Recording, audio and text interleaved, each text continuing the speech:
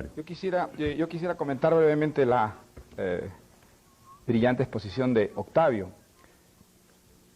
Él dice que en la descripción que yo hice de la transición hacia formas abiertas de sociedad de América Latina, él no encontraba el caso de México.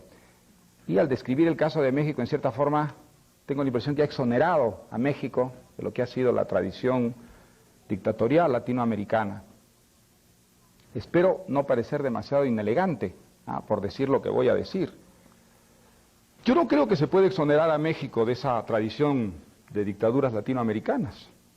Creo que el caso de México, cuya democratización actual soy el primero en celebrar y en aplaudir, como todos los que creemos en la democracia, encaja dentro de esa tradición con un matiz que es más bien el de un agravante. Yo recuerdo haber pensado muchas veces sobre el caso mexicano con esta fórmula. México es la dictadura perfecta. La dictadura perfecta no es el comunismo, no es la Unión Soviética, no es Fidel Castro, es México.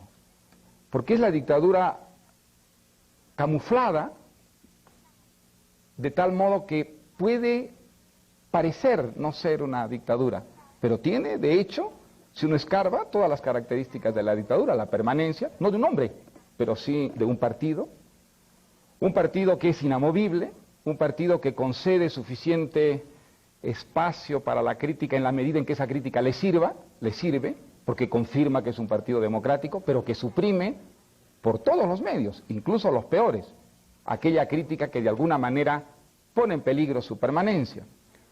Una dictadura que además ha creado una retórica que lo justifica, una retórica de izquierda, para la cual a lo largo de su historia reclutó muy eficientemente a los intelectuales, a la inteligencia.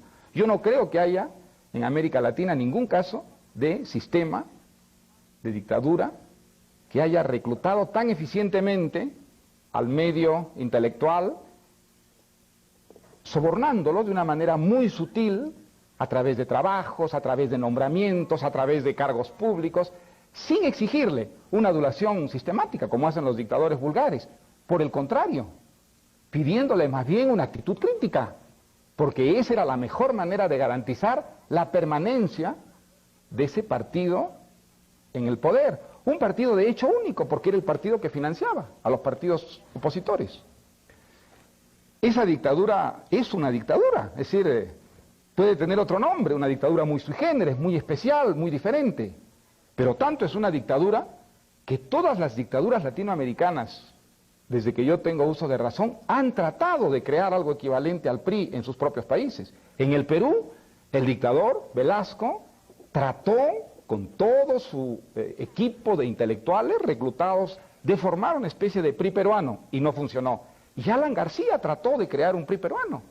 El intento de nacionalización de todo el sistema financiero fue hecho con la idea de crear un sistema semejante que garantizara ese tipo de permanencia que ante el resto del mundo pudiera ser camuflada, como ha sido el caso de la dictadura mexicana. Y me atrevo a decir también que no solamente en lo que se refiere a la permanencia del poder, a la falta de una genuina democracia interna, se puede hablar de una dictadura, en el caso tradicional de México, sino en que, al igual que las otras dictaduras latinoamericanas, fue incapaz de traer la justicia social.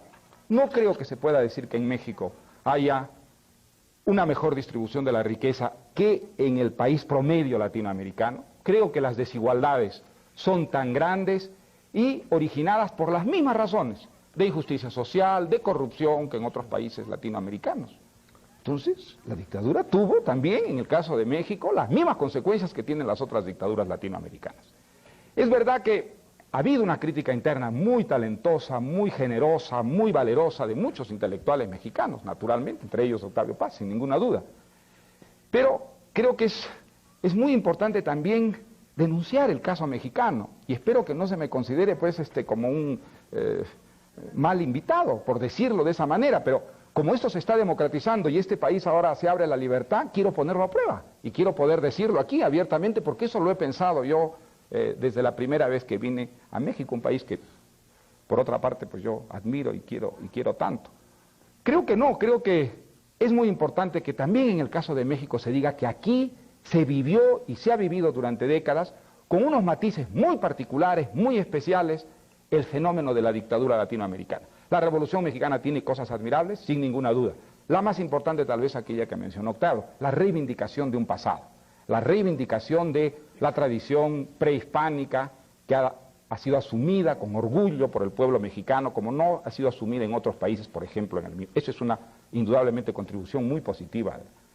Pero también hay que entender que eso ha sido otro de los instrumentos que ha utilizado el sistema dictatorial del PRI para eternizarse. Ha sido otro argumento de esa gran demagogia retórica a lo largo de su historia del PRI, que se ha prestado a muchas falsificaciones de tipo cultural, como por ejemplo la justificación de falsos artistas, de falsos géneros artísticos, en nombre de ese nacionalismo que creo que es uno de los factores más peligrosos dentro de este proceso de democratización mexicana. Un factor que debe ser puesto en tela de juicio y cuestionado si nosotros, como estoy seguro que lo quieren los demócratas mexicanos, quieren que esta democratización y liberación en México vaya hasta sus últimas consecuencias.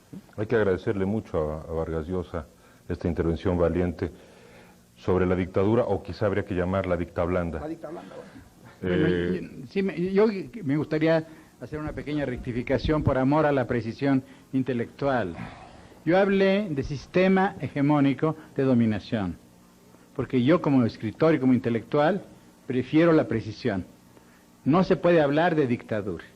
Mario Vargas Llosa habló de dictaduras militares. Así comenzó su intervención.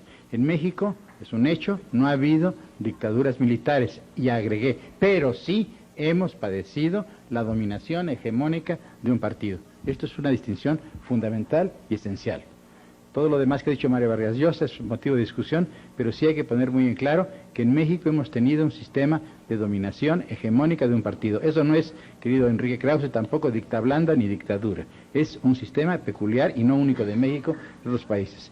En primer lugar. En segundo lugar, quisiera decir esto para terminar, y es que en efecto, la lucha actual en México es la lucha por el pluralismo. Y debo decir que Mario Vargas Llosa fue uno de los mejores colaboradores cuando nosotros fundamos, hace muchos años ya, la revista Plural, que tendía justamente a eso, a introducir el pluralismo en el anómalo régimen mexicano.